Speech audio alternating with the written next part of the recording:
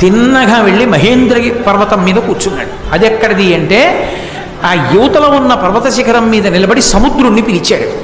పిలిచి, నేను నిలబడడానికి భూమి లేదు, కశ్యప ప్రజాపతికి ఇచ్చేశాను, కాబట్టి నేను నిలబడడానికి కొంత భూమిని సముద్రమా వెనక్కి వెళ్ళన్నాడు. అంటే సముద్రానికి భయం వేసింది, అసలే కోపిష్టి. వెనక్కి వెళ్ళంటే ఎంత వెనక్కి వెళ్ళాలి? బాగా వెనక్కి వెడితే ఎవడిమ్మన్నాడంతా, నేను ఆశపోతున్నా అంటాడు. తక్కువ ఇస్తే ఏమిటి నీ అహంకారం అంతే ఇస్తావా అంటాడు. 21 మాటలు క్షత్రియుల్నే చంపినవాడు కార్తవీర్యార్జునుడిని చంపాడు. నేనే పాటి. భయం వేసి ఆవిడ సముద్రుడు అన్నాడు, నేను వెనక్కి వెళ్ళడం కాదు, నేను ఎంత వెనక్కి వెళ్ళాలో నువ్వే చెప్పన్నాడు. ఎంతవరకని ఇలా ఎలా చెప్పనన్నాడు. నీ పరశువు విసురు, అది సముద్రంలో ఎక్కడ పడుతుందో అక్కడ వరకు వెనక్కి వెళ్ళిపోతానన్నాడు. గిరగిర తిప్పి విసిరాడు.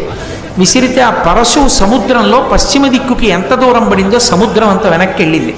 అందుకే ఇప్పుడు ఉడిపి మొదలైనటువంటి క్షేత్రాలు ఉన్న ప్రదేశం అంతా యథార్థమైన భూమి కాదు, సముద్రం పరశురాముడికి చోటిస్తే వచ్చిన భూమి. అందుకే ఆ క్షేత్రాలన్నిటినీ కలిపి ఒక పేరుతో పిలుస్తారు, పరశురామ క్షేత్రాలంటే.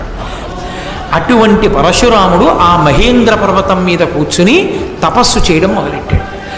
ఆయన ఈ తపస్సు చేయడానికి పూర్వమే పులితెరువుకొస్తున్నటువంటి ఒక బ్రాహ్మణ పిల్లవాడిని రక్షించాడు. ఆ రక్షింపబడినటువంటి పిల్లవాడే పరశురాముడికి గొప్ప చెలికాడు, శిష్యుడు అయ్యాడు. ఆయనకి అకృతవరుణుడు అని పేరు.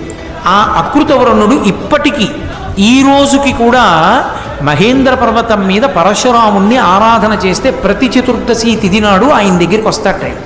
ధర్మరాజు గారు ఆ చతుర్దశి తిథి నాడే పరశురాముణ్ణి దర్శనం చేశాడు. కశ్యప ప్రజాపతికి భూమిని దానం చేసి తన దగ్గర ఉన్నవన్నీ దానం చేసేసాడు.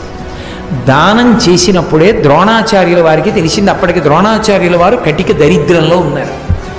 ఇంత దరిద్రంలో ఉన్నాను, మహానుభావుడు పరశురాముడు అందరికీ అన్నీ దానం చేస్తున్నట్ట, నేను వెళ్ళి ఏదైనా దానం అడుగుతానని పరశురాముడి దగ్గరికి వచ్చాడు. అయ్యా, మీరు అన్ని దానాలు చేస్తున్నారట, పేద బ్రాహ్మణుణ్ణి నాకు ఏమైనా ఇవ్వండి అన్నాడు. అంటే పరశురాముడు అన్నాడు, అందరికీ అన్నీ ఇచ్చేశాను, నా దగ్గర ఏం లేవు, రెండే ఉన్నాయి. ఒకటి నా శరీరం ఉంది, రెండు నా దగ్గర ధనుర్విద్య ఉంది, ధనుర్వేదం. రెండిటిలో ఏది కావాలో కోరుకో, ఇచ్చేస్తానన్నాడు. అంటే మీ శరీరాన్ని తీసుకుని నేనేం చేస్తానో మీ దగ్గర ఉన్న ధనుర్వేదాన్ని నాకు ఇమ్మన్నాడు.